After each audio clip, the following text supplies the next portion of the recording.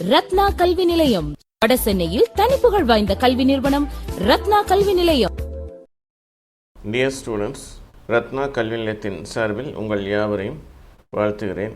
Lesson number 8, 20,000 ஆங்கில வார்த்தைகளை கற்றுக்கொண்டு சரளமாக ஆங்கில பேசுங்கள் என்ற வீடியோ தொடரின் 8வது பாடம். 1401 கேஸ். கேஸ் என்றால் அழுத்தி வைக்கப்பட்ட வாயுவை குறிக்கும். சமையல் எரிவாயுவையும் குறிக்கும். அது மாத்திரமல்ல, காருக்கு பயன்படுத்தக்கூடிய எரிபொருளாகிய பெட்ரோலையும் மேல்நாட்டில் கேஸ் என்று அழைக்கிறார்கள். நாம் பெட்ரோல் பங்க் என்பதை அவர்கள் கேஸ் ஸ்டேஷன் என்கிறார்கள். Next word van.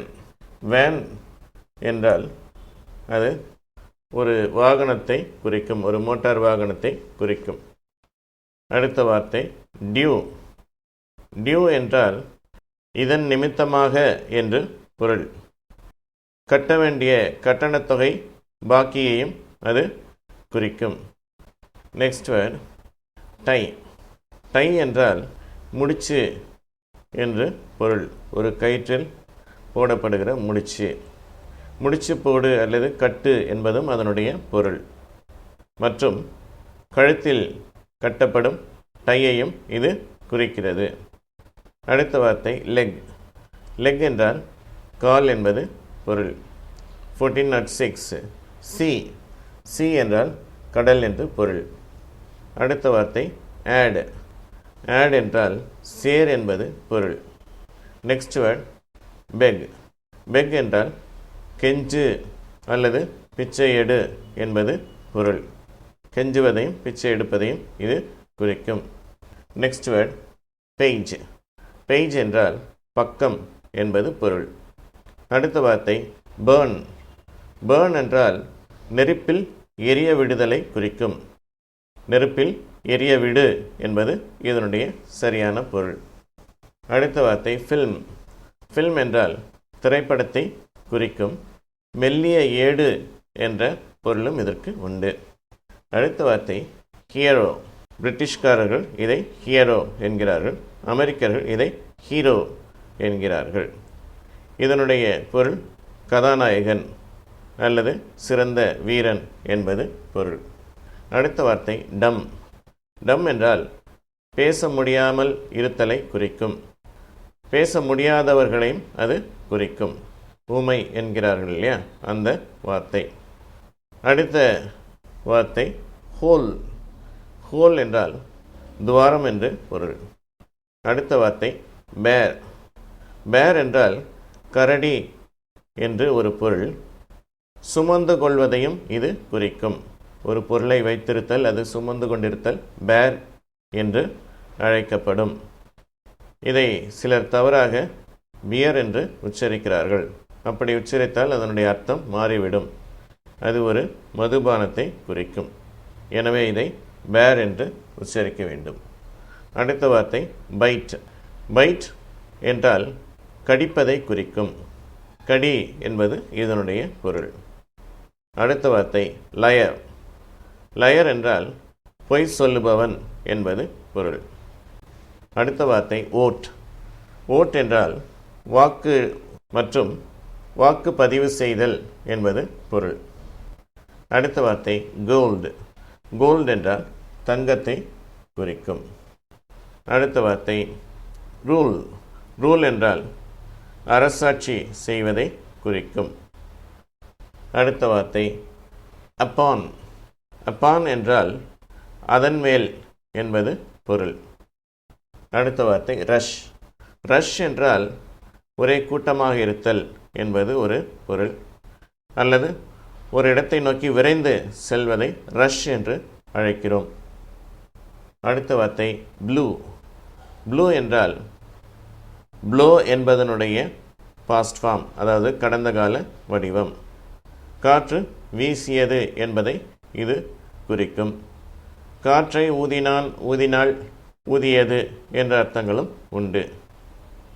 He blew the trumpet என்று சொன்னால் அவன் எக்காலத்தை ஊதினான் என்பது பொருள். அந்த எக்காலம் என்ற இசைக்கருவியை ஊதினான். அடுத்த வார்த்தை ஃபார்ம். ஃபார்ம் என்றால் ஒரு அமைப்பு முறை என்பது பொருள், அல்லது நிரப்பப்படும் விண்ணப்ப படிவத்தையும் இது குறிக்கிறது. அடுத்த வார்த்தை இட்டுட். இட்டுட் என்றால் இட் வுட் என்பது பொருள். அது இதை செய்வதற்கு வாய்ப்பிருக்கிறது என்ற அர்த்தங்களை தருகிறது. அடுத்த வார்த்தை ஹோலி. ஹோலி என்றால் பரிசுத்தமான என்பது பொருள். அடுத்த வார்த்தை டியூட்டி. டியூட்டி என்றால் கடமை என்பது பொருள். அடுத்த வார்த்தை லெக்ஸ். லெக் என்பதனுடைய பன்மை வடிவம், கால்கள் என்பது இதன் பொருள். அடுத்த வார்த்தை லவுட். உரத்த சத்தத்தை இது குறிக்கிறது. உரக்க என்பது இதனுடைய பொருள். அடுத்த வார்த்தை ஆமி. ஆமி என்றால் படையை குறிக்கும். Next word ugly. அக்லி என்றால் அழகில்லாத என்பது பொருள். அடுத்த வார்த்தை கோட். கோட் என்றால் மேலே போடப்படுகிற, சட்டைக்கு மேலே போடப்படுகிற கோட், அல்லது ஒரு பெயிண்ட்டு மேலே பெயிண்ட் அடிக்கிறோம், அது ஒரு coat, second coat, third coat அப்படின்னு சொல்லுவாங்க. அது மாதிரி மேலேடு, மேல் அடுக்கு என்பது இதனுடைய பொருள். அடுத்த வார்த்தை மூன். மூன் என்றால் உங்களுக்கு தெரியும், அது நிலவை குறிக்கும். அடுத்த வார்த்தை லிப்ஸ். லிப்ஸ் என்றால் உதடுகள் என்பது பொருள். அடுத்த வார்த்தை சைஸ். சைஸ் என்றால் அளவுகளை குறிக்கும். அடுத்த வார்த்தை சோல்டு. சோல்டு என்றால் செல் என்பதனுடைய கடந்த கால வடிவம், அதாவது விற்பனை செய்யப்பட்டது, விற்பனை செய்யப்படுகிறது என்ற அர்த்தத்தையும் இது குறிக்கும். விற்றான், விற்றாள், விற்றேன், விற்றார்கள் போன்ற அர்த்தங்களையும் அது குறிக்கும். அடுத்த வார்த்தை ரூஃப். ரூஃப் என்றால் கூரை என்பது பொருள். அடுத்த வார்த்தை பேர்ட். பேர்ட் என்றால் பறவை. அடுத்த வார்த்தை ஃபேக். ஃபேக் என்றால் போலியான என்பது பொருள், அது உண்மையில்லை, போலியாக செய்யப்பட்ட பொருள். அடுத்த வார்த்தை பாம். பாம் என்றால் வெடிகுண்டை குறிக்கும். அடுத்த வார்த்தை யூஷுவல். யூஷுவல் என்றால் வழக்கமான என்பது பொருள், அதனுடைய உச்சரிப்பு யூஷுவல். அடுத்த வார்த்தை ஸ்க்ரூ. ஸ்க்ரூ என்றால் அது திருகாணியை குறிக்கும். ஸ்க்ரூ ஆணி இருக்கு இல்லையா, அதுதான் ஸ்க்ரூ. அல்லது ஒரு மரையை போடுதல், அதுவும் ஸ்க்ரூ என்று அழைக்கப்படும். அல்லது இது ஏமாற்றுவதையும் குறிக்கும். அடுத்த வார்த்தை ட்ரெயின். ட்ரெயின் என்றால் ரயில் வண்டி தொடரை குறிக்கும். அடுத்த வார்த்தை ட்ரக். ட்ரக் என்றால் பாரம் ஏற்றி செல்லக்கூடிய வண்டியை குறிக்கும். அடுத்த வார்த்தை எண்டட். எண்டட் என்றால் முடிந்தது என்பது பொருள். முடித்தான், முடித்தாள், முடித்தது என்ற அர்த்தங்களும் உண்டு. அடுத்த வார்த்தை டீத். டீத் என்பது பற்களை குறிக்கும். டூத் என்றால் பல், ஒருமை. அதையே பன்மையில் சொன்னால் நம்ம டீத், பற்கள் என்று சொல்லுகிறோம். அடுத்த வார்த்தை ஸ்பிளிட். ஸ்பிளிட் என்றால் பிளத்தல் அல்லது பிரிதல் என்பது பொருள். அடுத்த வார்த்தை ஸ்மோக். ஸ்மோக் என்றால் புகையை குறிக்கும். அடுத்த வார்த்தை ஓல்டர். ஓல்டர் என்றால் இன்னும் வயதான. இரண்டு பேரை கம்பேர் பண்ணுகிறோம், அல்லது ரெண்டு பொருட்களை கம்பேர் பண்ணுகிறோம், இதைவிட அது கொஞ்சம் வயதானது என்று சொல்வதற்கு ஓல்டர் என்று சொல்லுகிறோம். அடுத்த வார்த்தை ஹார்ஸ். ஹார்ஸ் என்றால் அது குதிரையை குறிக்கும்.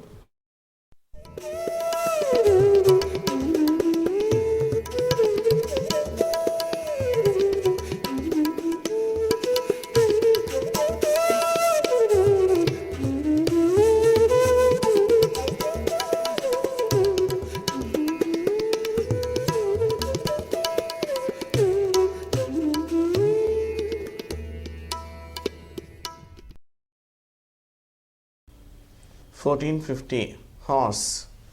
ஹார்ஸ் என்றால் குதிரை என்று பொருள். Next word cards.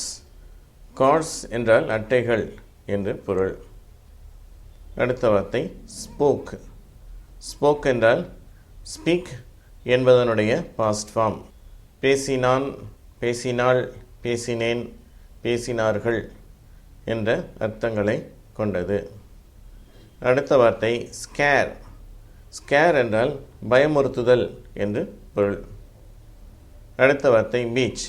பீச் என்றால் கடற்கரையை குறிக்கும். அடுத்த வார்த்தை ப்ரவுன். ப்ரவுன் என்றால் பழுப்பு நிறத்தை குறிக்கும். அடுத்த வார்த்தை ஹயர்டு. ஹயர்டு என்பது ஹயர் என்ற வார்த்தையின் பாஸ்ட் ஃபார்ம். ஒரு பொருளை வாடகைக்கு எடுத்தல் அல்லது ஒருவரை வேலைக்கு அமர்த்துதல் ஹயர் என்று அழைக்கப்படுகிறது. ஐ ஹயர்டு 3 men என்றால் நான் 3 மனிதர்களை வேலைக்கு அமர்த்தினேன் என்று பொருள். அடுத்த வார்த்தை ஹெட்ஸ். ஹெட்ஸ் என்றால் தலைகள் என்று பொருள். அடுத்த வார்த்தை ஹெய்டட். ஹெய்டட் என்றால் வெறுத்தான், வெறுத்தாள், வெறுத்தார்கள், வெறுத்தேன் போன்ற அர்த்தங்களை தருகிறது. ஹேட் என்றால் வெறு அல்லது வெறுப்பு என்பது பொருள். ஹேட்டட் என்பது அதனுடைய பாஸ்ட் ஃபார்ம். அடுத்த வார்த்தை பில்டு. பில்ட் என்றால் கட்டு என்று பொருள். கட்டடம் கட்டு என்பது பொருள். அடுத்த வார்த்தை லூஸ். லூஸ் என்றால் தளர்ந்த என்பது பொருள். அடுத்த வார்த்தை ஸ்டாஃப். ஸ்டாஃப் என்பது கனமான ஒரு கைத்தடியை குறிக்கும். ஒரு கோல் அல்லது கைத்தடி அல்லது பணியாளர்களையும் குறிக்கும். அடுத்த வார்த்தை பிளைண்ட். பிளைண்ட் என்றால் கண் தெரியாத என்று பொருள். அடுத்த வார்த்தை குவீன். குவீன் என்றால் அரசி அல்லது ராணி என்று பொருள். அடுத்த வார்த்தை ஹெய்ட்ஸ். ஹெய்ட்ஸ் என்றால் வெறுக்கிறான், வெறுக்கிறாள், வெறுக்கிறது என்ற அர்த்தங்களை உடையது. அடுத்த வார்த்தை சைட். சைட் என்றால் பார்வை என்பது பொருள். அடுத்த வார்த்தை பிரைடு. பிரைடு என்றால் மணப்பெண் என்று பொருள். திருமணத்திற்கு தயாராக உள்ள அந்த மணப்பெண் பிரைடு என்று அழைக்கப்படுகிறாள். அடுத்த வார்த்தை டோஸ்ட். டோஸ்ட் என்றால் இந்த பிரெட்டெல்லாம் அவங்க டோஸ்ட் பண்ணுறாங்க, அது சுட்டு எடுக்கிறாங்க, அதை டோஸ்ட் என்று அழைக்கப்படுகிறது. அடுத்த வார்த்தை ஸ்டார்ஸ். ஸ்டார்ஸ் என்றால் விண்மீன்கள், அதாவது நட்சத்திரங்கள். அடுத்த வார்த்தை பர்த். பர்த் என்றால் பிறப்பு என்று பொருள். 1470 கிரேட். கிரேட் என்றால் தரம் என்று பொருள். 1471 பீட்சா. பீட்சா என்றால் சாப்பிடக்கூடிய ஒரு உணவுப் பொருள். அடுத்த வார்த்தை க்ரோன். க்ரோன் என்றால் வளர்க்கப்பட்ட என்ற பொருள். க்ரோ என்றால் வளர விடு என்பது பொருள். க்ரோன் என்றால் வளர்க்கப்பட்ட என்பது பொருள். அடுத்த வார்த்தை ஐடியாஸ். ஐடியாஸ் என்றால் புதிய யோசனைகள் என்பது பொருள். அடுத்த வார்த்தை பவுட். பவுட் என்பது அபவுட் என்ற வார்த்தையின் சுருக்கம். ஏதோ ஒன்றை பற்றி என்று இதனுடைய அர்த்தம். அதை பற்றி என்னும்போது அபவுட் தட் அப்படின்னு சொல்லுவோம். அடுத்த வார்த்தை கலர். கலர் என்றால் நிறம், வர்ணம் என்று பொருள். இதனுடைய அமெரிக்க ஸ்பெல்லிங் இங்கே கொடுக்கப்பட்டுள்ளது. பிரிட்டிஷ் ஸ்பெல்லிங் COLOUR, அது அவர்கள் கலர் என்கிறார்கள். அடுத்த வார்த்தை ஹெவி. ஹெவி என்றால் கனமான அல்லது பலமான என்று பொருள். அடுத்த வார்த்தை எஸ்கேப். எஸ்கேப் என்றால் தப்பிச் செல்லுதல் என்பது பொருள். அடுத்த வார்த்தை விதின். விதின் என்றால் அத்துடன் என்று பொருள். அடுத்த வார்த்தை ரிக்ரெட். ரிக்ரெட் என்றால் வருந்துதல் என்று பொருள். அடுத்த வார்த்தை ஹெவன். ஹெவன் என்றால் மோட்சம் அல்லது சொர்க்கம் என்று பொருள். 1481 கார்னர். கார்னர் என்றால் மூலை என்று பொருள். ஒரு சதுரத்தினுடைய மூலை கார்னர் அல்லது ஒரு அறையினுடைய மூலை கார்னர். அடுத்த வார்த்தை ரூயின்டு. ரூயின்ட் என்றால் அழிக்கப்பட்ட, அழிவுக்கு உட்பட்ட என்ற ஒரு அர்த்தம் உண்டு. அழித்தான், அழித்தாள், அழித்தேன், அழித்தார்கள் போன்ற அர்த்தங்களும் அதற்கு உண்டு. அடுத்த வார்த்தை சர்ச். சர்ச் என்றால் தேடு என்ற அர்த்தம் உண்டு. தேடுதல் என்பதையும் அது குறிக்கும். அடுத்த வார்த்தை டேமேஜ். டேமேஜ் என்றால் பாதிப்பு ஏற்படுத்துதல் அல்லது பாதிப்பு என்ற அர்த்தங்களை உடையது. அடுத்த வார்த்தை அஃபோர்டு. அஃபோர்டு என்றால் பணத்தையோ நேரத்தையோ அல்லது உழைப்பையோ செலவு செய்தல். இதில் ஏதோ ஒன்றை செலவு செய்தல் அஃபோர்டு என்று சொல்லப்படுகிறது. அடுத்த வார்த்தை செட்டில். செட்டில் என்றால் ஒரு முடிவுக்கு கொண்டு வருதல், முடிவான தீர்மானத்தை எடுத்தல் அல்லது எடுக்கச் செய்தல். அடுத்த வார்த்தை ஸ்டெய்டு. ஸ்டெய்டு என்றால் தங்குதல் என்று பொருள். அடுத்த வார்த்தை ஃப்ரைடே. ஃப்ரைடே என்றால் வெள்ளிக்கிழமை. இதை அமெரிக்கர்கள் ஃப்ரைடே என்று உச்சரிக்கிறார்கள். அடுத்த வார்த்தை ஃபிங்கர். ஃபிங்கர் என்றால் விரல் என்று பொருள். அடுத்த வார்த்தை சேவிங். சேவிங் என்றால் காப்பாற்றுதல் என்று பொருள். சேவிங்ஸ் என்றால் பண சேகரிப்பு என்று பொருள். அந்த எஸ் இல்லை என்று சொன்னால் அது காப்பாற்றுவதை குறிக்கிறது. அடுத்த வார்த்தை லீவ்ஸ். லீவ்ஸ் என்றால் புறப்படுகிறான், புறப்படுகிறாள், புறப்படுகிறது, விட்டு கிளம்புகிறது போன்ற அர்த்தங்களை உடையது. இலைகள் என்ற அர்த்தமும் அதற்கு உண்டு. ஒரு இலையை நம்ம லீஃப்ன்றோம், பல இலைகள் அதை லீவ்ஸ் அப்படின்றோம். அடுத்த வார்த்தை டிக்கெட். டிக்கெட் என்றால் பயணச்சீட்டு என்று பொருள். அடுத்த வார்த்தை டாட். டாட் என்றால் டீச் என்ற வார்த்தையின் கடந்த கால வடிவம். கற்றுக் கொடுத்தான், கற்றுக் கொடுத்தேன், கற்றுக் கொடுத்தாள் என்பது இதனுடைய அர்த்தங்களாகும். அடுத்த வார்த்தை பிளானட். பிளானட் என்றால் கிரகம் அல்லது கோள் என்று பொருள். அடுத்த வார்த்தை கிஸ்ட். கிஸ்ட் என்றால் முத்தமிட்டான், முத்தமிட்டாள் போன்ற அர்த்தங்களை உடையது. அடுத்த வார்த்தை பிரைட். பிரைட் என்றால் பிரகாசமான என்று பொருள். அடுத்த வார்த்தை பேபிஸ். பேபிஸ் என்றால் குழந்தைகள் என்று பொருள். அடுத்த வார்த்தை ஃப்ளையிங். பறந்து கொண்டு, பறக்கின்ற என்ற அர்த்தங்களை இது உடையது. அடுத்த வார்த்தை ஸ்டேட்ஸ். ஸ்டேட்ஸ் என்றால் மாநிலங்கள் என்று பொருள். அதே நேரத்தில் ஒன்றை கூறுகிறது, கூறுகிறான், கூறுகிறாள் என்ற அர்த்தத்தையும் உடையது. அதாவது தெரிவிக்கிறது, தெரிவிக்கிறான் போன்ற அர்த்தங்களையும் இது உடையது. அடுத்த வார்த்தை சென்டர். சென்டர் என்றால் மையப்பகுதி என்பது பொருள். இதனுடைய பிரிட்டிஷ் ஸ்பெல்லிங் CENTRE. அமெரிக்க ஸ்பெல்லிங் CENTER. 1501 பையிங். பையிங் என்றால் விலைக்கு வாங்குதல் என்பது அதனுடைய பொருள். 1502 ஓப்பன்டு. ஓப்பன்டு என்றால் திறந்து வைக்கப்பட்டுள்ள என்பது ஒரு அர்த்தம். திறந்தான், திறந்தேன், திறந்தாள், திறந்தார்கள் என்ற அர்த்தங்களும் உண்டு. அடுத்த வார்த்தை சீஸ்.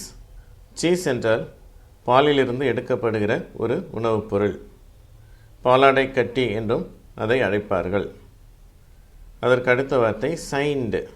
சைன்டு என்றால் கையெழுத்து போடப்பட்ட என்ற அர்த்தம் உண்டு.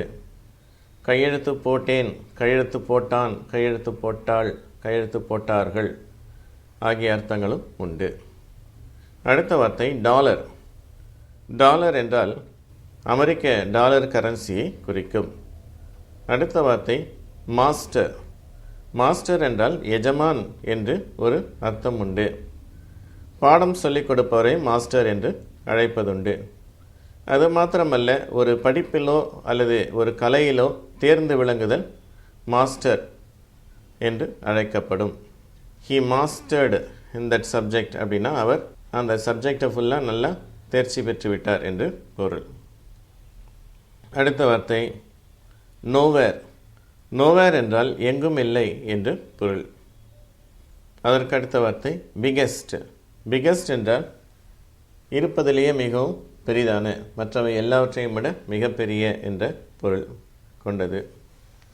அடுத்த வார்த்தை அட்ரஸ். அட்ரஸ் என்றால் முகவரி அல்லது ஒரு குறிப்பிட்ட நபரையோ அல்லது மக்களையோ பார்த்து பேசுதல் அட்ரஸ் என்று அழைக்கப்படுகிறது. அடுத்த வார்த்தை டீட்டெயில்ஸ். டீட்டெயில்ஸ் என்றால் விவரங்கள் என்று பொருள். அடுத்த வார்த்தை சஸ்பெக்ட். சஸ்பெக்ட் என்றால் சந்தேகப்படுதல் என்று பொருள். அடுத்த வார்த்தை மிஷன். மிஷன் என்றால் ஒரு பணி, செய்து முடிக்கப்பட வேண்டிய ஒரு பணி அல்லது செய்து முடித்த ஒரு பணி மிஷன் என்று அழைக்கப்படுகிறது. குறிப்பாக அது ஆன்மீக பணி அல்லது சமுதாய சீர்திருத்த பணிகளுக்கு இந்த வார்த்தை பயன்படுத்தப்படுகிறது. அடுத்த வார்த்தை ஃபர்தர். ஃபர்தர் என்றால் இன்னும் கொஞ்சம் தூரத்தில் அல்லது இன்னும் கொஞ்சம் அதிகமாக என்ற அர்த்தங்களை உடையது. ஓ கிளாக் என்றால் இத்தனை மணிக்கு என்று பொருள். 6 o'clock என்றால் 6 மணிக்கு என்று பொருள். அடுத்த வார்த்தை ஏர்போர்ட். ஏர்போர்ட் என்றால் விமான நிலையம் என்று பொருள். அடுத்த வார்த்தை ஷோயிங். ஷோயிங் என்றால் காட்டுகிறது அல்லது தெரிவிக்கிறது என்று பொருள். அடுத்த வார்த்தை ப்ராஜெக்ட். ப்ராஜெக்ட் என்றால் ஒரு திட்டமிடப்பட்ட ஒரு சிறு வேலை, அது ப்ராஜெக்ட் என்று அழைக்கப்படுகிறது. அடுத்த வார்த்தை குயிக்லி. குயிக்லி என்றால் சடிதியில் அல்லது மிக வேகமாக என்று பொருள். அடுத்த வார்த்தை பேஷன். பேஷன் என்றால் ஒரு வலிமையான ஒரு உணர்வு, ஒரு காரியத்தில் மிகுந்த ஆர்வம், அது பேஷன் என்று அழைக்கப்படுகிறது. அடுத்த வார்த்தை கன்சர்ன். கன்சர்ன் என்றால் பொறுப்பு அல்லது கவனம் என்பது அதனுடைய அர்த்தங்கள். அடுத்த வார்த்தை நேச்சுரல். நேச்சுரல் என்றால் இயல்பான அல்லது இயற்கையான என்று அர்த்தங்கள் உண்டு. அடுத்த வார்த்தை டிக்கெட்ஸ். ஏற்கனவே டிக்கெட் பார்த்துருக்கிறோம், பயணச்சீட்டு. அதனுடைய பன்மை இது, பயணச்சீட்டுகள் என்பதை இது குறிக்கும். அடுத்த வார்த்தை கிசிங். கிசிங் என்றால் முத்தமிட்டு கொண்டு என்று பொருள். முத்தமிடக்கூடிய என்ற அர்த்தமும் உண்டு. அடுத்த வார்த்தை சஜெஸ்ட். சஜெஸ்ட் என்றால் ஒரு ஆலோசனையை தானே முன்வந்து கூறுவது சஜெஸ்ட் என்று அழைக்கப்படுகிறது. அடுத்த வார்த்தை டிஃபென்ஸ். டிஃபென்ஸ் என்றால் பாதுகாப்பு, அதாவது எதிரியின் தாக்குதலை தடுப்பது டிஃபென்ஸ் என்று அழைக்கப்படுகிறது. அடுத்த வார்த்தை வேர்வுட். வேர்வுட் என்பது வேர்வுட் என்ற 2 வார்த்தைகளுடைய சுருக்கம். எங்கே இது நடக்கும் என்பது போல அர்த்தத்தை இது உடையது. அடுத்த வார்த்தை வார்னிங். வார்னிங் என்றால் எச்சரிப்பு என்று பொருள். அதற்கு அடுத்த வார்த்தை மிரக்கிள். மிரக்கிள் என்றால் அற்புதம் என்று பொருள். அதிசயமாக நடக்க முடியாத ஒன்று நடப்பது மிரக்கிள் என்று அழைக்கப்படுகிறது. 1529 மான்ஸ்டர். மான்ஸ்டர் என்றால் ஒரு பூதம் அல்லது பூதாகரமான மிகப்பெரிய என்ற அர்த்தங்களை உடையது. 1530 வேம்பயர். வேம்பயர் என்றால் ஒரு வௌவால் இனம், அது இரத்தத்தை குடிக்கக்கூடியது. சாதாரணமாக வௌவால்கள் பழங்களையோ அல்லது சிறிய பூச்சிகளையோ உணவாக சாப்பிடும். ஆனால் இந்த வேம்பயர் என்ற ஒரு குறிப்பிட்ட இன வௌவால், இது நம் நாட்டிலே இல்லை, சில பகுதிகளில் வெளிநாடுகளில் காணப்படுகிறது. இது இரவு நேரங்களில் ஆடு மாடுகள் ஆகியவற்றின் இரத்தத்தை கடித்து உறிஞ்சக்கூடிய ஒரு தன்மையுள்ள ஒரு இனம். இதை வேம்பயர் என்கிறார்கள். அடுத்த வார்த்தை அக்கவுண்ட். அக்கவுண்ட் என்றால் ஒரு சேமிப்பு கணக்கை குறிக்கும். அது போன்ற வங்கி கணக்குகளை இது குறிக்கும். அது மாத்திரமல்ல, விளக்கம் கொடுப்பதையும் இது குறிக்கும். ஒரு காரியத்துக்கு இது எப்படி நடந்தது என்று சொல்லி அதற்கு ஒரு காரணம் கூறுதல் அக்கவுண்ட் என்று அழைக்கப்படுகிறது. அடுத்த வார்த்தை கிளியர்லி. கிளியர்லி என்றால் தெளிவாக என்று பொருள். அடுத்த வார்த்தை வாண்டிங். வாண்டிங் என்றால் தேவைப்படுகிறது என்பது பொருள். அது மாத்திரமல்ல, ஏதோ ஒரு குறைபாடு இருக்கிறது என்பதையும் இது குறிக்கிறது. அடுத்த வார்த்தை கஸ்டடி. கஸ்டடி என்றால் பாதுகாப்பை குறிக்கிறது. அடுத்த வார்த்தை ஸ்க்ரூடு. ஸ்க்ரூட் என்றால் மறை போடுதலை குறிக்கிறது, அல்லது ஒரு திருகாணியை திருகி ஸ்க்ரூ டிரைவரை வைத்து அதை திருகுவதை குறிக்கிறது, அல்லது ஏமாற்றுவதையும் குறிக்கிறது. கடைக்காரன் அவனை ஏமாற்றினான் என்பதை ஆங்கிலத்தில் சொல்ல த ஷாப்கீப்பர் ஸ்க்ரூடு ஹிம் என்று சொல்லுவது உண்டு. அடுத்த வார்த்தை ஸ்டூடெண்ட். ஸ்டூடெண்ட் என்றால் மாணவன் என்று பொருள். அடுத்த வார்த்தை ஸ்டோரிஸ். ஸ்டோரிஸ் என்றால் கதைகள் என்று பொருள். 1538 ஹவெவர். ஹவெவர் என்றால் எப்படி இருந்தாலும் என்று பொருள். அடுத்த வார்த்தை 1539 ரியாலிட்டி. ரியாலிட்டி என்றால் நிஜம் என்று பொருள். கற்பனையோ அல்லது கதையோ அல்ல, அது உண்மை என்பது ரியாலிட்டி என்று அழைக்கப்படுகிறது. அடுத்த வார்த்தை கிராண்ட்மா. கிராண்ட்மா என்றால் பாட்டியை குறிக்கும். 1541 சேஞ்சஸ். சேஞ்சஸ் என்றால் மாறுதல்கள் என்று பொருள். மாறுகிறது, மாறுகிறான், மாறுகிறாள் என்றும் அர்த்தம் உண்டு. அடுத்த வார்த்தை சம்டே. சம்டே என்றால் ஒரு நாள், என்றைக்காவது ஒரு நாள் என்று பொருள். அடுத்த வார்த்தை ஓப்பனிங். ஓப்பனிங் என்றால் திறப்பு என்ற அர்த்தம். திறப்பு விழா என்று சொல்லுகிறோம் இல்லையா, அது ஓப்பனிங் என்று பொருள். திறக்கிறான், திறக்கிறாள், திறக்கிறார்கள் என்ற அர்த்தங்களையும் தருவதுண்டு. அடுத்த வார்த்தை மஸ்ட் ஹவ். மஸ்ட் ஹவ் என்றால் மஸ்ட் ஹேவ் என்ற இரண்டு வார்த்தைகளுடைய சுருக்கம். கட்டாயம் எப்படி நடந்திருக்கும் என்பது இதனுடைய பொருள். He must have done it அப்படின்னா என்ன அர்த்தம்? அவன் கண்டிப்பாக இதை செய்திருந்திருப்பான். She must have met him. அவள் கண்டிப்பாக அவனை சந்தித்திருந்திருப்பாள் என்று சொல்லி நம்ம உறுதியாக சொல்லுதல். நம்ம அதை பார்க்கல, இருந்தாலும் அது இப்படி தான் நடந்திருக்கும் அப்படின்னு சொல்கிறதுக்கு இந்த மஸ்ட் ஹவ் யூஸ் பண்ணுறோம். அதை சுருக்கமாக மஸ்ட் ஹவ் அப்படின்றோம். அடுத்த வார்த்தை கவர்டு. கவர்டு என்றால் மூடப்பட்ட என்பது பொருள். மூடினான், மூடினாள், மூடினேன் போன்ற அர்த்தங்களும் உண்டு. அடுத்த வார்த்தை ஹார்மனி. ஹார்மனி என்றால் ஒரு ஒழுங்கமைவு.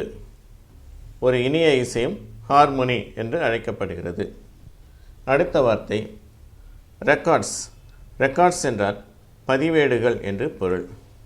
1548 கேப்பபிள். கேப்பபிள் என்றால் திறன் வாய்ந்த, ஒரு காரியத்தை செய்யக்கூடிய என்பது இதனுடைய அர்த்தம். அடுத்த வார்த்தை நம்பர்ஸ்.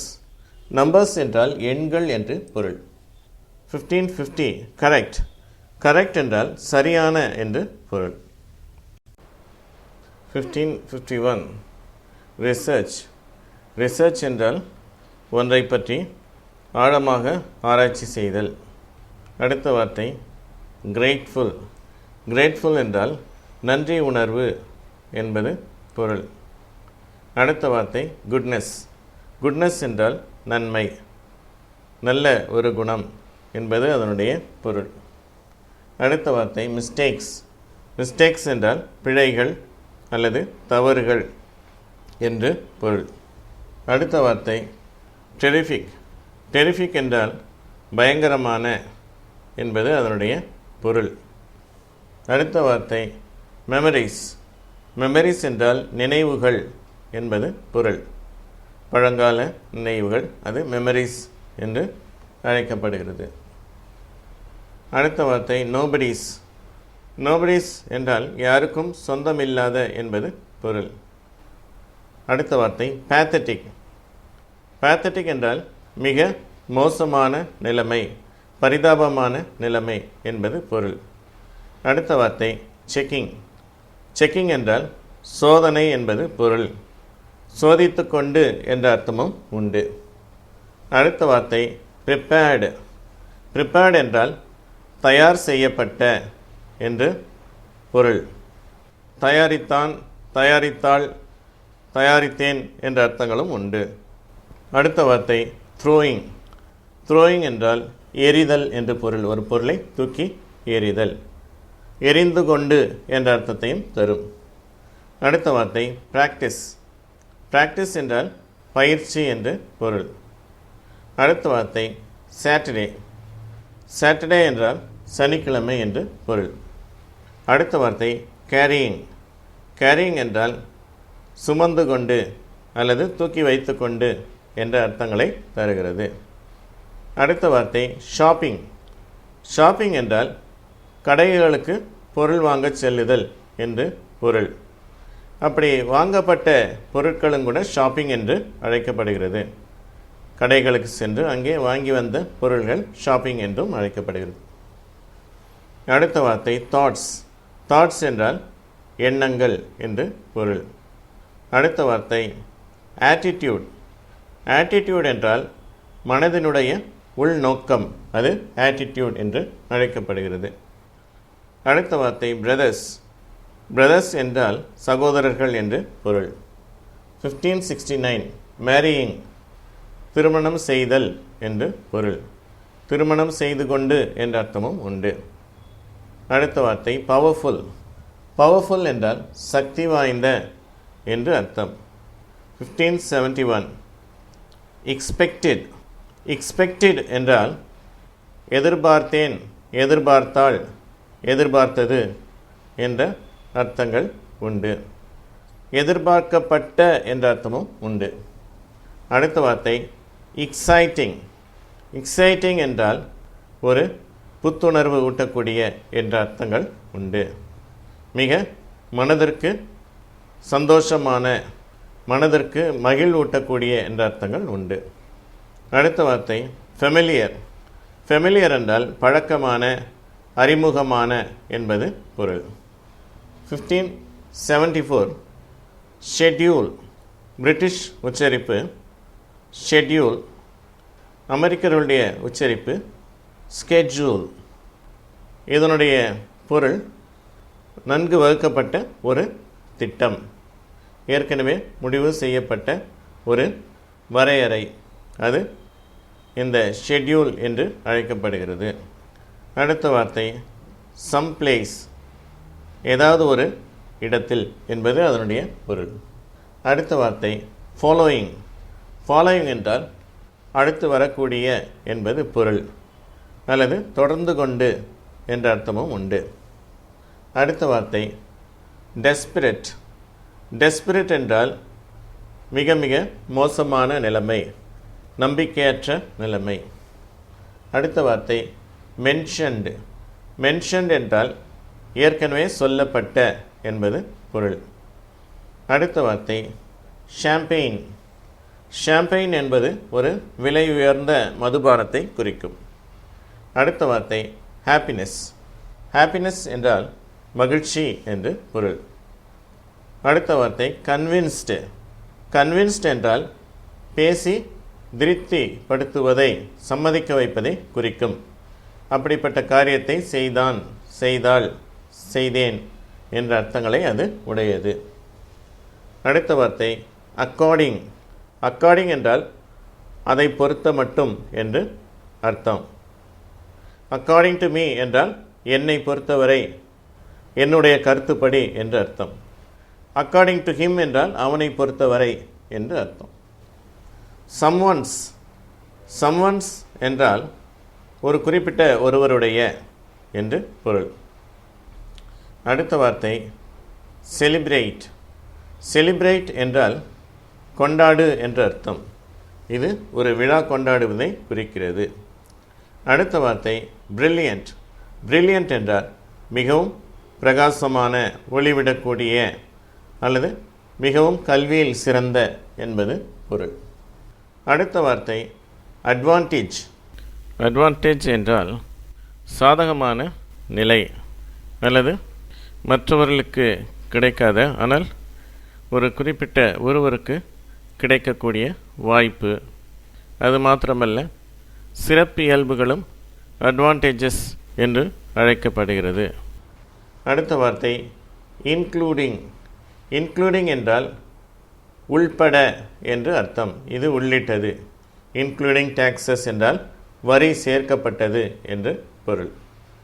அடுத்த வார்த்தை ரெஸ்டாரண்ட். ரெஸ்டாரண்ட் என்றால் சாப்பிடும் இடத்தை குறிக்கும். ஒரு உணவு விடுதி ரெஸ்டாரண்ட் என்று அழைக்கப்படுகிறது. அடுத்த வார்த்தை எவ்ரிவேர். எவ்ரிவேர் என்றால் எல்லா இடத்திலும் என்று அர்த்தம். அடுத்த வார்த்தை தெம்செல்வ்ஸ். தெம்செல்வ்ஸ் என்றால் அவர்களாகவே என்று பொருள். அவர்கள் தங்களுக்கு தாங்களே ஏதோ ஒன்றை செய்து கொண்டால் அந்த வார்த்தையை பயன்படுத்துவோம். தெம்செல்வ்ஸ், அவர்களாகவே. அடுத்த வார்த்தை கனெக்ஷன். கனெக்ஷன் என்றால் தொடர்பு என்று பொருள். ஒரு உறவையும் அது குறிக்கும். அடுத்த வார்த்தை பர்சனலி. பர்சனலி என்றால் தானே ஒரு காரியத்தை தனிப்பட்ட முறையில் செய்வது பர்சனலி என்று பொருள். தனிப்பட்ட முறையில் என்றும் அர்த்தம் உண்டு. அடுத்த வார்த்தை டவுன்ஸ்டேர்ஸ். டவுன்ஸ்டேர்ஸ் என்றால் ஒருவர் இருக்கும் தளத்துக்கு கீழே உள்ள தளம் டவுன்ஸ்டேர்ஸ் என்று அழைக்கப்படுகிறது. அடுத்த வார்த்தை இவென்ச்சுவலி. இவென்ச்சுவலி என்றால் கடைசியாக என்பது பொருள். அடுத்த வார்த்தை காம்ப்ளிகேட்டட். காம்ப்ளிகேட்டட் என்றால் சிக்கலான என்று பொருள். அடுத்த வார்த்தை கிராண்ட்ஃபாதர். கிராண்ட்ஃபாதர் என்றால் தாத்தா என்று பொருள். அடுத்த வார்த்தை கிராண்ட்மதர். கிராண்ட்மதர் என்றால் பாட்டி என்று பொருள். அடுத்த வார்த்தை ப்ராக்டிக்கலி. ப்ராக்டிக்கலி என்றால் நடைமுறையில் பார்க்கும் பொழுது என்று பொருள். நடைமுறையாக என்பது அதனுடைய அர்த்தம். அடுத்த வார்த்தை ப்ரொஃபெஷனல். ப்ரொஃபெஷனல் என்றால் தொழில் முறையில் என்று பொருள். தொழில் ரீதியாக என்று அர்த்தம் கொள்ளலாம். அடுத்த வார்த்தை ரெஸ்பான்சிபிலிட்டி. ரெஸ்பான்சிபிலிட்டி என்றால் பொறுப்பு என்று அர்த்தம். இந்த காணொளியை கண்ட உங்கள் அனைவருக்கும் என்னுடைய நன்றியை தெரிவித்துக் கொள்கிறேன். இதை உங்களுடைய நண்பர்களுக்கும் ஷேர் செய்யுமாறு அன்புடன் வேண்டுகிறேன்.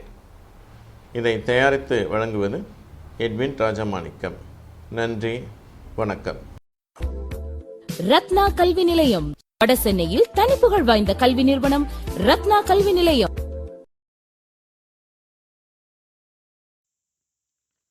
அன்பு நேயர்களுக்கு வணக்கம். சுரேஷ் என்ற நேயர் துபாயில் வேலை செய்கிறார். அவர் ஒரு சந்தேகத்தை வாட்ஸ்அப் மூலமாக அனுப்பியுள்ளார். சார், எனக்கு ஒரு முறை வாய்ப்பு கொடுங்க, நான் ரொம்ப நல்லா வேலை செய்வேன். இதை எப்படி ஆங்கிலத்தில் சொல்ல வேண்டும்? இங்கே நான் உங்களுக்கு 3 வாக்கியங்களை தருகிறேன். சார், எனக்கு ஒரு வாய்ப்பு கொடுங்க, நான் ரொம்ப நல்லா வேலை செய்வேன். Sir, give me an opportunity. I will work very well. நான் கடினமாக உழைப்பேன். I will work hard. நான் உண்மையுடன் வேலை செய்வேன். I will work sincerely. Sincerely என்றால் ஒரு பார்வைக்காக வேலை செய்யாமல், மற்றவர்கள் பார்க்கிறார்கள் என்பதற்காக வேலை செய்யாமல், தானே முழு மனதோடு உண்மையாக வேலை செய்தல். இங்கே இந்த உதாரணங்களை உங்களுக்கு கொடுத்துள்ளோம். மீண்டுமாக சொல்கிறேன். Sir, give me an opportunity. I will work very well. I will work hard. I will work sincerely. சூழ்நிலைக்கு ஏற்ப இந்த வாக்கியங்களை நீங்கள் பயன்படுத்திக் கொள்ளலாம். நன்றி.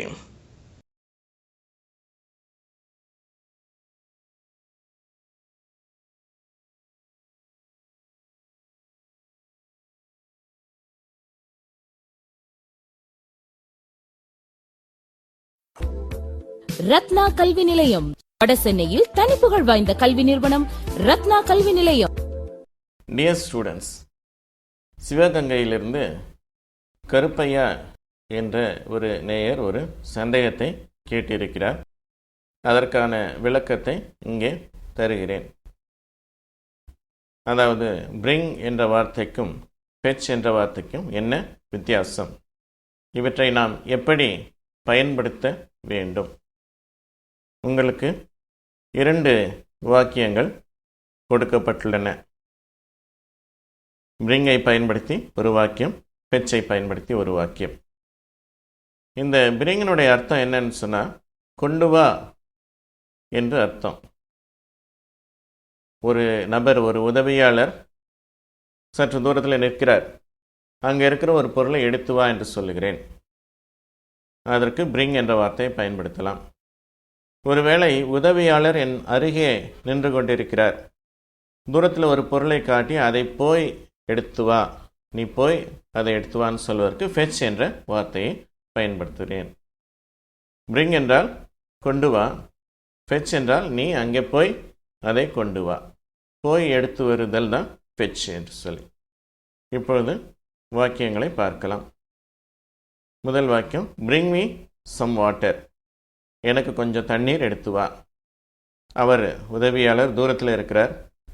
தண்ணீர் அவருக்கு அருகில் இருக்கிறது. நான் இங்கே வேலை செய்து கொண்டிருக்கிறேன். எனக்கு கொஞ்சம் தண்ணி கொண்டு வா என்று சொல்லுகிறேன். அதற்கு பிரிங் மீ சம் வாட்டர். இன்னொரு சந்தர்ப்பத்தில் அவர் என்னுடன் இருக்கிறார். அவர் இன்னொரு இடத்துக்கு போய் தண்ணி எடுத்துகிட்டு வரணும். அப்போ அவரை பார்த்து என்ன சொல்கிறேன்? Fetch me some water. இது பொருளை கொண்டுவதற்கு மாத்திரமல்ல, நபர்களை அழைத்து வருவதற்கு, மனிதர்களை அழைத்து வருவதற்கும் இந்த பிரிங் என்ற வார்த்தையும் ஃபெட்ச் என்ற வார்த்தையும் பயன்படுத்தலாம். இங்கே கொடுக்கப்பட்ட வாக்கியங்களை பாருங்கள். Bring your friends to the party. ஒரு விருந்து நடத்துபவர் இப்படி சொல்லுகிறார், உன்னுடைய நண்பர்களையும் நீ விருந்துக்கு அழைத்து வா. உன்னுடைய நண்பர்களை விருந்துக்கு அழைத்து வா. Bring your friends to the party. இன்னொரு சந்தர்ப்பத்தில் ஒரு ஃபாரினர் இங்கே சென்னை வந்திருக்கிறார். அவருக்கு ஆங்கிலம் கொஞ்சம் தான் தெரியும். ஸ்பானிஷ் மொழி பேசக்கூடியவர், ஸ்பெயின் நாட்டை சேர்ந்தவர். ஸ்பானிஷ் மொழி நன்றாக தெரியும். அவர் அந்த ஹோட்டலில், தங்கியிருக்கிற ஹோட்டலில் அவர் கேட்கிறார். அந்த ஹோட்டலில் அவங்களுக்கு தேவையான உதவிகளை செய்து தருகிறார்கள். அப்பொழுது இந்த காரியத்தை அவர் கேட்கிறார். Fetch me a tourist guide who speaks Spanish. Spanish மொழி பேசக்கூடிய ஒரு டூரிஸ்ட் கைடை நீங்கள் போய் கூட்டி வாருங்கள் என்று கேட்கிறார். ஆக மனிதர்களை அழைத்து வருவதற்கும் இந்த பிரிங் என்ற வார்த்தை அல்லது ஃபெட்ச் என்ற வார்த்தையை நாம் பயன்படுத்தலாம். இப்பொழுது உங்களுக்கு இருந்த சந்தேகம் தீர்ந்திருக்கும். இந்த பிரிங், ஃபெட்ச் இவற்றுக்கு உள்ள வேறுபாடு, இவற்றை வாக்கியத்தில் எப்படி பயன்படுத்துவது என்பது நன்றாக புரிந்திருக்கும் என்று நம்புகிறேன். இந்த வீடியோவை உங்களுக்கு வழங்குவது எட்வின் ராஜமாணிக்கம். நன்றி, வணக்கம்.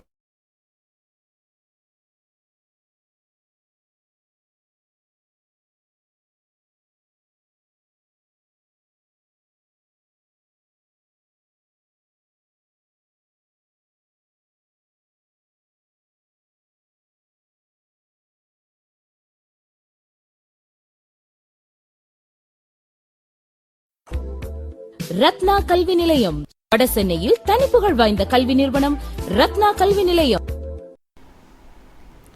அன்பு நேயர்களே, சிவகங்கை சார்ந்த கருப்பையா என்ற நேயர் தன்னுடைய சந்தேகங்களை வாட்ஸ்அப் மூலமாக கேட்டிருக்கிறார். அவர் சே என்ற வார்த்தைக்கும் டெல் என்ற வார்த்தைக்கும் உள்ள வேறுபாடுகளை பற்றி கேட்டிருக்கிறார். அது தவிர மற்றும் பல வார்த்தைகளுக்கு உள்ள வித்தியாசங்களை, வேறுபாடுகளை அவர் சந்தேகமாக கேட்டிருக்கிறார்.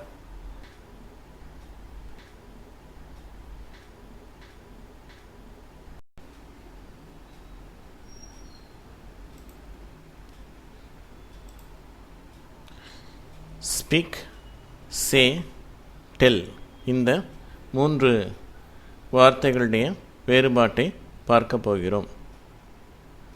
ஸ்பீக் என்று சொன்னால் பேசும் திறனை பற்றி சொல்லுதல். ஒரு குழந்தை பேச ஆரம்பிச்சிச்சு, அதுக்கு he started speaking என்று சொல்லுகிறோம். அவன் பேச ஆரம்பிச்சிட்டான் அப்படின்னு சொல்லிட்டு. he speaks, அவன் பேசுகிறான் அப்படின்னு சொல்கிறோம். அல்லது ஒரு நோய்வாய்ப்பட்டு அவர் ஒரு மயக்க நிலையிலே இருக்கிறார், ரொம்ப நேரமாக, ரொம்ப நாளாக இருக்கிற ஒருத்தர் பேச ஆரம்பிச்சிட்டாரு அப்படிங்கிறத இப்படி சொல்லலாம். he speaks, அவர் பேசுகிறாரு அப்படின்னு சொல்வதற்கு அந்த வார்த்தையை பயன்படுத்தலாம். அது மட்டும் இல்லை, பல கருத்துக்களை ஒருவர் சொல்லுகிறார், ஒரு சொற்பொழிவாற்றுகிறார். அப்படி சொல்லுவதை ஸ்பீக் அப்படின்னு சொல்லலாம். He speaks about many things. He spoke yesterday, நேற்று அவர் பேசினார் அப்படின்னு சொல்லலாம். ஒரு உரையாற்றுதலில் பல பேருக்கு முன்பதாக பிரசங்கம் பண்ணுறது, இதெல்லாம் நம்ம என்ன சொல்லலாம்? ஸ்பீக் என்று சொல்லலாம். அல்லது ஒருவர் பேசுவதற்கு ஒத்துக்கொள்ளுதல். அவர் உங்ககிட்ட பேசினாராங்க, நம்ம என்ன சொல்லுவோம்? ஆமாங்க, அவர் என்கிட்ட பேசினார்.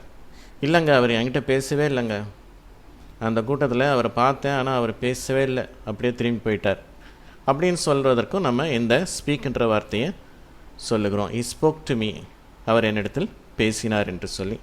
ஸ்பீக் என்பதனுடைய பாஸ்ட் ஃபார்ம் தான் ஸ்போக் என்பது. அடுத்தது சே என்பது ஒரு குறிப்பிட்ட கருத்தை சொல்லுவது. பேசும் திறனை பற்றி சொல்வதற்கு நம்ம ஸ்பீக் என்று பார்த்தோம்.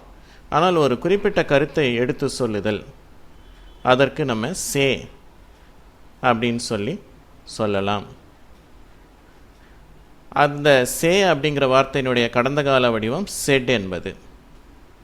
அல்லது எல்லாவற்றையும் சொல்லிவிட்டான். ஒரு குறிப்பிட்ட காரியம், ஒரு மனபாரமாக இருக்கலாம், ஒருத்தர் இடத்துல மனபாரத்தை அப்படியே கொட்டிட்டார் அப்படிங்கிறதுக்கு சேன்னு சொல்லலாம்.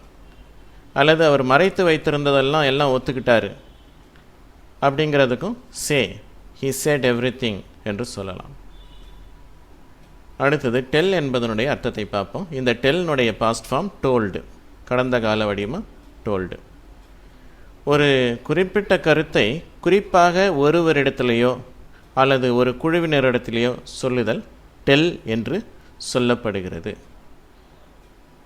இதை அடுத்து சில வாக்கியங்கள் உங்களுக்கு தரப்பட்டுள்ளன. அவற்றினுடைய பொருளை உங்களுக்கு விளக்கி சொல்லுகிறேன்.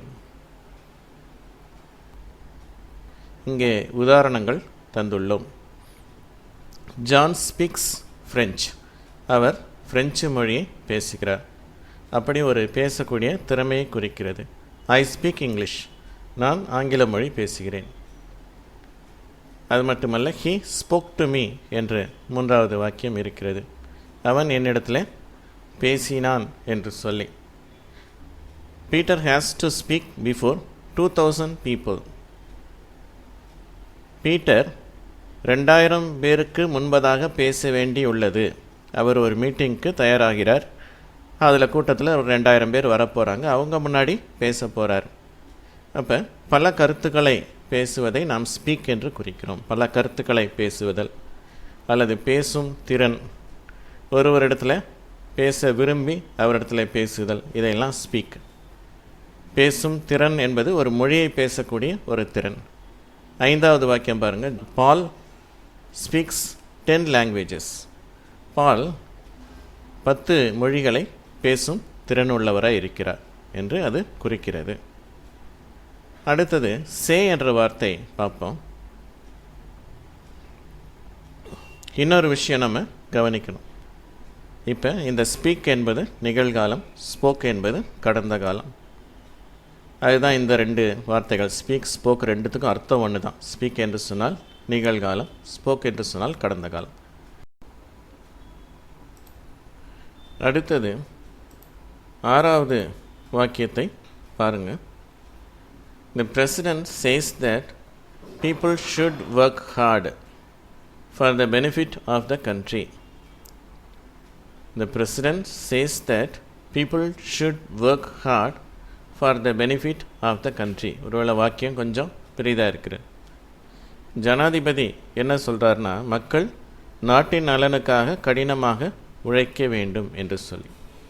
அப்போ இந்த சே என்ற வார்த்தை அல்லது சேஸ் என்ற வார்த்தை, செட் என்ற வார்த்தை எல்லாத்துக்கும் அர்த்தம் ஒன்று தான். இது எதை குறிக்கிறது? ஒரு குறிப்பிட்ட கருத்தை சொல்லுவதை குறித்து. பொதுவாக பேசுதல், பேசும் திறனை பெற்றிருத்தல், இதெல்லாம் நம்ம ஸ்பீக் அல்லது ஸ்போக் என்று சொன்னோம். ஒரு குறிப்பிட்ட கருத்தை வலியுறுத்தி சொல்லுதல் சே அல்லது சேஸ் என்று வருகிறது. அடுத்தது 7வது வாக்கியம். Jack says that he is going to buy a new car. Jack என்ன சொல்கிறாருன்னா, அவர் ஒரு புது கார் வாங்க போகிறேன்னு அவர் சொல்கிறார். அவர் பல பேர்கிட்ட சொல்லியிருக்கலாம். அவர் இப்போ சொல்லிகிட்ருக்கிறார். வழக்கமாக அடிக்கடி சொல்லக்கூடிய ஒரு வார்த்தை நான் ஒரு புது கார் வாங்க போகிறேன். அப்படி ஒரு காரியத்தை நமக்கு ஒரு தகவலை அவர் சொல்லி கொண்டிருக்கிறார். அதனால தான் ஜாக் சேஸ், இந்த சே என்ற வார்த்தையை நாம் தேர்ந்தெடுத்தோம். ஒரு கருத்தையோ ஒரு தகவலையோ தெரிவிப்பதற்கு இந்த சே என்ற வார்த்தை பயன்படுகிறது, SAY என்று சொல்லி. கடந்த காலத்தை குறிப்பிடும்போது, கடந்த காலத்தில் இதே சம்பவம் வந்திருந்தால் அதை said என்று சொல்லியிருப்போம், SAID என்று சொல்லி. Jack said that he was going to buy a new car. அவர் ஒரு புது கார் வாங்க போவதாக முன்பு சொல்லியிருந்தார் என்பதை குறிக்க அப்படி நம்ம saidன்னு சொல்லி அந்த வார்த்தையை பயன்படுத்தலாம். அடுத்தது